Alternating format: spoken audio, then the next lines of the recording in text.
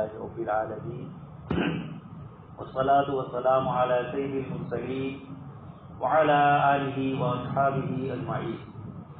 قال الله تبارك وتعالى في كلام المجيد والفرقان الحميد: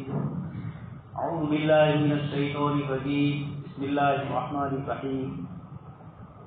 قالوا اطيرنا بك وبمن معك قال طائركم عند الله بل أنتم قوم تفتنون. وقال تعالى: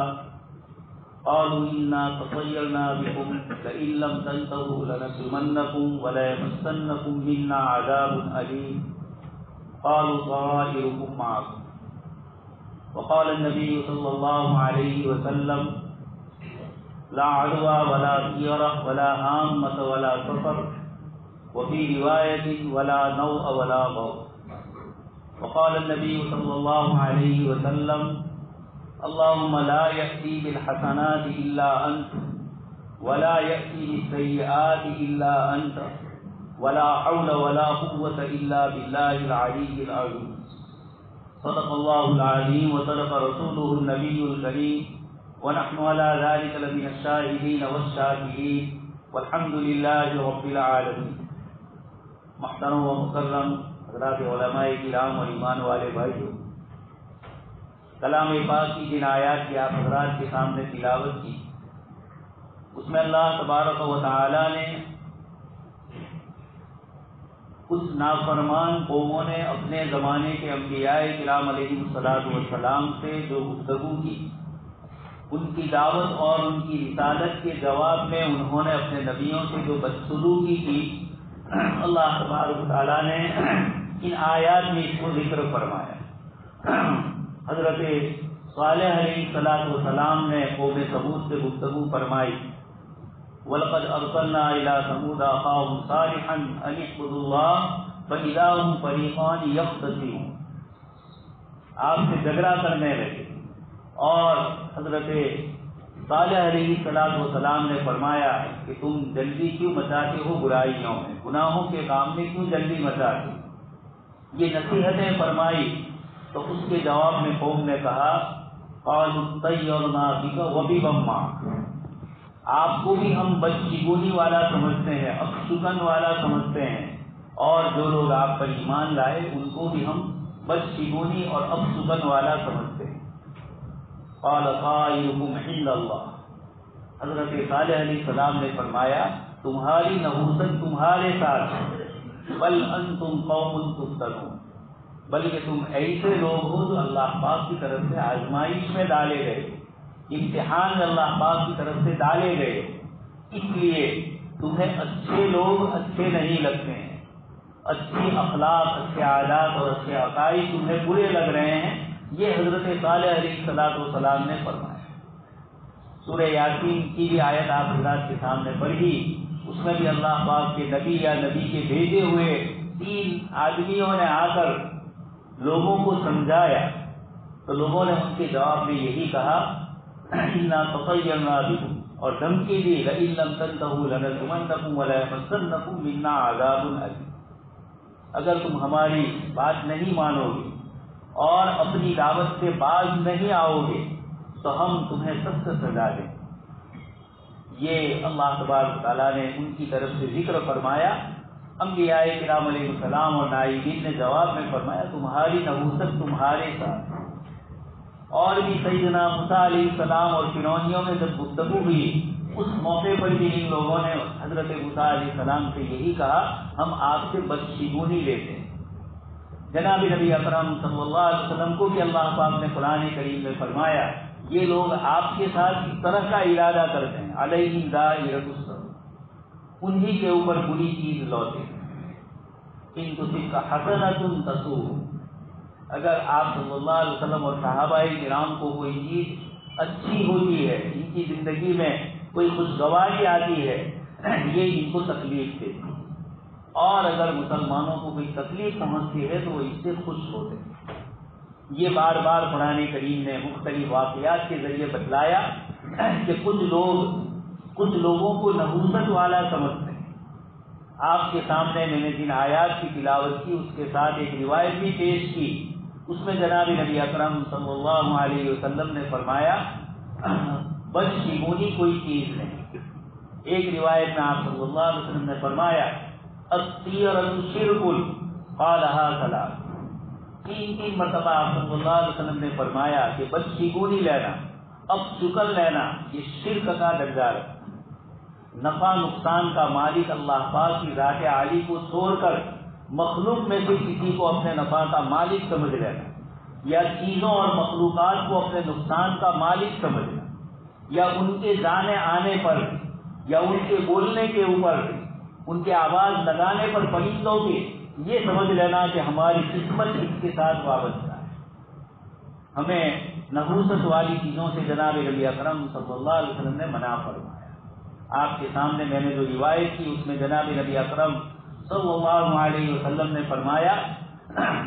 لا عدوى ولا طیرۃ ولا حامۃ ولا سفر، ایک کی بیماری دوسرے کو لگے، یہ دوسرے کی بیماری کی وجہ سے مجھے لگی، اللہ پاک کی طرف سے نہیں آئی ہے، اس کی صحبت میں رہا اس لیے آ گئی، اس کی وجہ سے آ گئی۔ حدیث شریف میں منع فرمایا اس طرح مت سوچو۔ اللہ تبارک و تعالیٰ کی بیماریاں دینے والے، وہی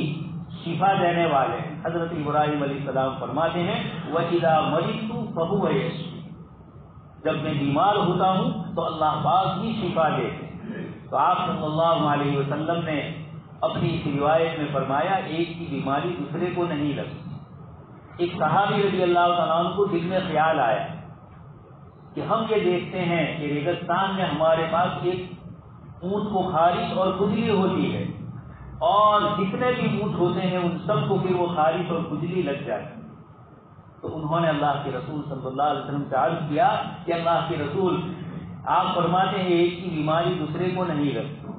اور ہم دیکھتے ہیں کہ ایک اونٹ کو خارش اور کھجلی ہونے پر جنگل اور ریگستان کے جتنے بھی اونٹ ہوتے ہیں ان سب کو خارش اور کھجلی ہوتی ہے۔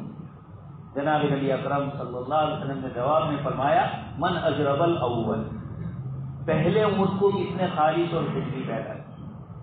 اس کو کون سے وائرس اور کون سی بیماری لگ گئی کہ اس کی وجہ سے دوسروں کو لگ رہی ہے، لیکن اس کو کس کی وجہ سے لگ رہی ہے۔ یہ گویا اللہ کے رسول صلی اللہ علیہ وسلم ہمارے ایمان کی حفاظت فرمانا چاہتے ہیں، اور یہ بتلانا چاہتے ہیں چیزوں کو مؤثر نہ سمجھا جائے۔ جب تک اللہ تبارک و تعالیٰ کسی چیز میں کوئی بلائی اور کوئی برائی پیدا نہیں فرماتے ہیں، اس چیز میں یہ تاثیر نہیں ہوتی ہے کہ نہ وہ ہم سے کوئی بلائی کر سکے نہ ہمیں کوئی برائی پہنچا سکے۔ دوستوں اور بزرگوں، سفر کا مہینہ شروع ہوا ہے، اور اس مہینے کو بھی حدیث میں جناب نبی اکرم صلی اللہ علیہ وسلم کی اس روایت میں فرمایا ولا سفر، ایک کی بیماری دوسرے کو لگتی نہیں ہے، لا عدوى ولا طیرۃ، بدکاری، بدشگونی لینا، بلی ادھر سے ادھر چلی جائے اور آدمی یہ سمجھے کہ آج میرا کام نہیں ہو، کسی کی وجہ سے آپ کا کوئی کام گڑبڑ ہوا اور کسی کے اوپر آپ ٹھوک دو، فلانے کا چہرہ دیکھ لیا، رات دن لوگ بولتے ہیں اس کا منحوس چہرہ دیکھ لیا، اس کا ایسا ہوا۔ دوستوں اور بزرگوں، حضرت عائشہ صدیقہ رضی اللہ عنہا فرماتی ہے بدشگونی نہیں ہے تمہاری اپنی ذات میں ہی بدشگونی، ہمارے اپنے برے اعمال، اس کی نحوست ہوتی ہے کہ اس کی بنیاد کے اوپر ہمارے کام بگڑتے ہیں، اور اچھے اعمال ہوتے ہیں جن کی وجہ سے اللہ تبارک تعالیٰ کاموں کو بگڑے ہوئے ہوتے ہیں لیکن اللہ پاک اس کو درست فرما دیتے ہیں۔ بلی بیچاری اپنی روزی روٹی کی تلاش میں ادھر سے ادھر جا رہی ہے اور ہم یہ سمجھیں کہ اس کی وجہ سے نحوست آ گئی۔ شادی کے بعد کوئی عورت آئی گھر میں اور اتفاق سے کچھ حالات گھر میں آئے تو گھر کی عورتیں یہی بولتی ہے ایسی منحوس پیر والی پگلے والی عورت آ گئی کہ جس کی وجہ سے ہمارا گھر ستیہ ناش ہوتا ہے۔ کوئی کسی کی عزت اور کسی کی ذلت کسی کے ہاتھ میں نہیں ہے، کوئی کسی کی بدشگونی کسی کے قبضے میں نہیں ہے، اللہ تبارک و تعالیٰ کی ذات ہی کی طرف سے ساری عزتیں ملتی ہے، اور ذلت کے نقشے انسان اپنے لیے خود ہی تیار کرتا ہے۔ اس لیے دوستوں اور بزرگوں، ایمان زندگی ملنے کے بعد اللہ پاک کا سب سے بڑا انعام اگر ہے تو وہ ایمان ہے، اس کی حفاظت۔ یا ایھا الذین آمنوا آمنوا، اللہ پاک فرماتے ایمان والو ایمان لاؤ، اپنے ایمان کو بار بار ٹٹولتے رہو۔ اس قسم کے حالات آئے اور معمولی سی چیز ہوئی اور ہم بدشگونی لیں، اب سکن لیں، کسی کو نحوست والا سمجھے، کسی کے یہاں کوئی بیماری آئی اور گھر والوں کو نحوست والا سمجھے، کوئی واقعہ پیش آ گیا، کسی عورت کے بچے مر جاتے ہیں، اس کو نحوست والی سمجھا جاتا ہے۔ یہ ساری وہ چیزیں ہیں جو غیر قوموں سے ہمارے اندر آئی۔ اس لیے جناب نبی اکرم صلی اللہ علیہ وسلم نے فرمایا الطیرۃ شرک، بدفالی رہنا، نحوست کسی کو سمجھنا نحوست والا، یہ شرک ہے، اس لیے کہ تم نے چیزوں کو اللہ کا درجہ دے دیا، جبکہ قرآن نے فرمایا وَتُعِزُّ مَن تَشَاءُ وَتُذِلُّ مَن تَشَاءُ، ساری عزتیں اور ذلت کے نقشے اس کے قبضے میں ہیں، اور ہم نے مخلوق کو عزت والا سمجھ لیا، مخلوق کو ذلت والا سمجھ لیا۔ نیک فالی رہنا، اس کو تو جناب نبی اکرم صلی اللہ علیہ وسلم نے پسند فرمایا، اور آپ صلی اللہ علیہ وسلم نے خود صلح حدیبیہ کے موقع پر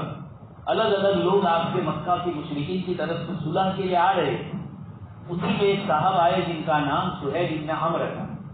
بعد میں اللہ پاک نے ان کو ایمان کی توفیق سے بھی مالا مال کیا۔ ان کا نام سہیل تھا، مشرکین کی طرف سے آئے تھے۔ اللہ کے نبی صلی اللہ علیہ وسلم کو جب پتا چلا کہ سہیل ابن عمرو آ رہے ہیں تو آپ نے فرمایا سہل اللہ امرنا، اللہ پاک ہمارے معاملے کو آسان فرما دے۔ تو آپ صلی اللہ علیہ وسلم نے کسی سے اچھی چیز سمجھنا اور اچھا کسی آدمی کو سمجھنا، اس کے ارادوں کو، اس کی سوچ کو اچھا سمجھنا اور اس سے اچھا مقصد لینا،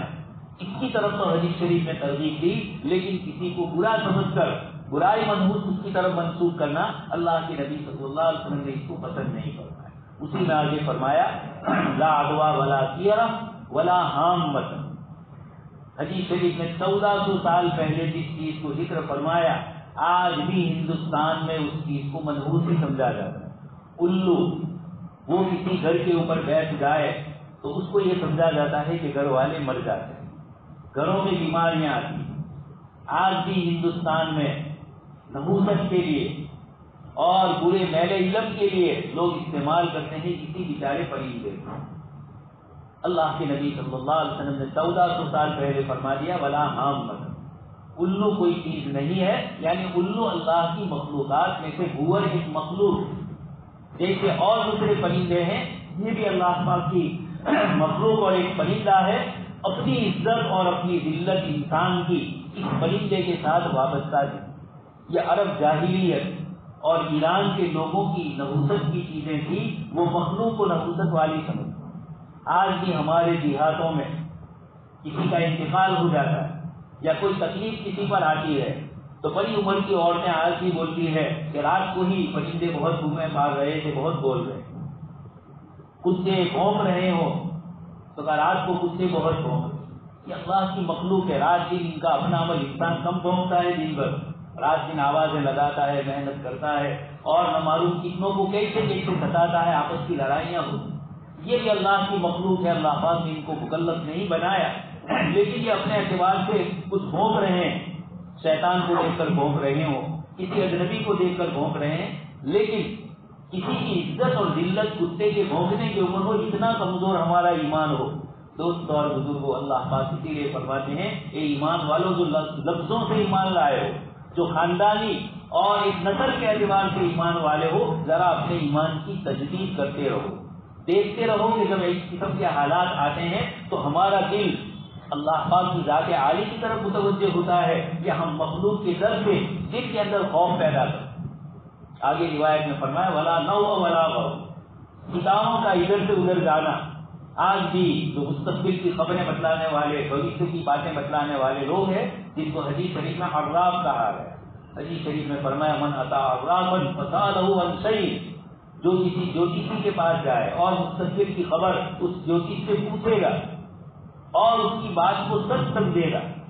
جناب نبی اکرم صلی اللہ علیہ وسلم نے ایک روایت میں فرمایا فقد بری بما جاء به محمد صلی اللہ علیہ وسلم، اس کا مجھ سے کوئی تعلق نہیں، میں جس شریعت کو لے کر آیا ہوں اس میں اللہ کی ذات ہی سب کچھ عزت اور ذلت دینے والی ہے۔ کسی ہاتھ کی ریکھاؤں میں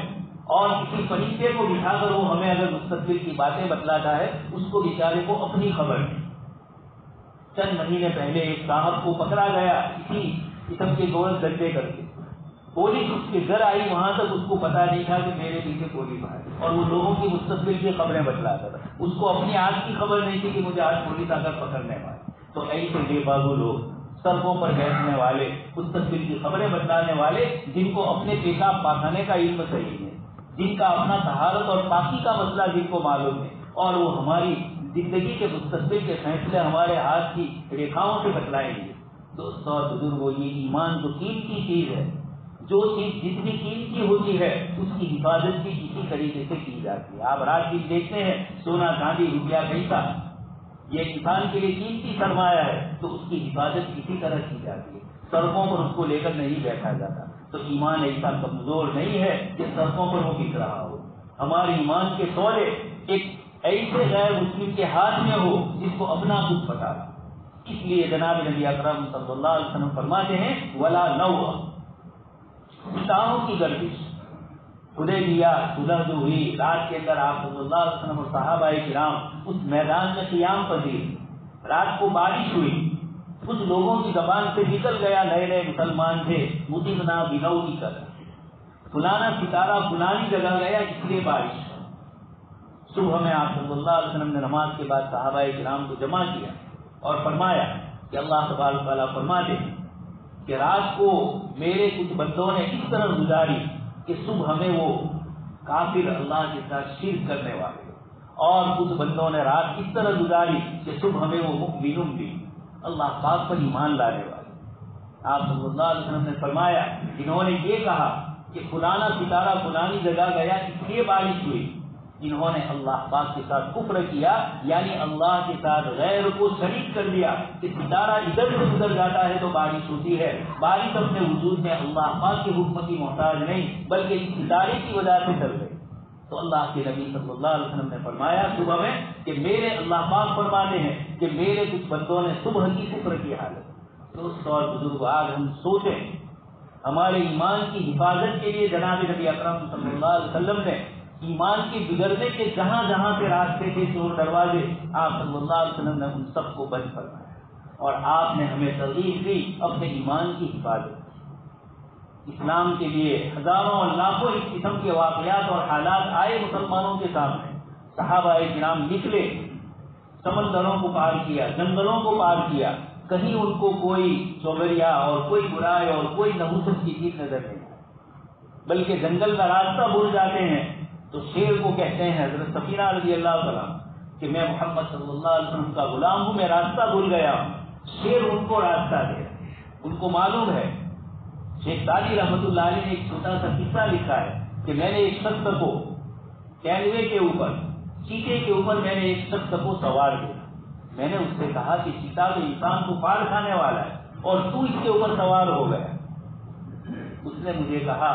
تو ہم گردن از حکم داور مپیش کہ گردن نشیست حکم دے، جب تم ہی اللہ کے حکم کے تابع ہو جائے گا تو اللہ کی یہ مخلوق اللہ پاک تیرے تابع کر دے۔ اصحاب کہف کے لیے اللہ پاک نے سورج کے نظام کو بدل دیا، وَتَرَى الشَّمْسَ إِذَا طَلَعَتْ تَزَاوَرُ عَنْ كَهْفِهِمْ ذَاتَ الْيَمِينِ وَإِذَا غَرَبَتْ تَقْرِضُهُمْ ذَاتَ الشِّمَالِ۔ ایک غار کے اندر ہے، سردی اور گرمی اور انسانی زندگی کی حفاظت کے لیے جن چیزوں کی ضرورت ہے اللہ پاک نے اس غار میں اس کا سارا انتظام کر دیا۔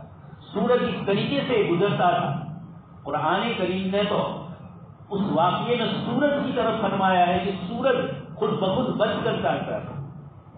ہمارے مؤرخین نے اور دوسرے حضرات نے جو وہاں غار میں پہنچے انہوں نے یہ کہا کہ غار کی بناوٹ ایسی ہے کہ سورج کی روشنی اس طرح جاتی ہے، اس طرح آتی ہے، اور ان کے جسم کو نقصان نہیں پہنچا، 309 سال تک سوتے رہے، سردی گرمی بارش سب کچھ۔ لیکن قرآن جو فرما رہا ہے وَتَرَى الشَّمْسَ إِذَا طَلَعَتْ تَزَاوَرُ عَنْ كَهْفِهِمْ، آپ دیکھیں گے سورج کو کہ جب وہ طلوع ہوتا تھا تزاور عن كهفهم، ان کی غار سے تھوڑا چھت کے حد کے چلتا۔ قرآن نے سورج کو بتلایا،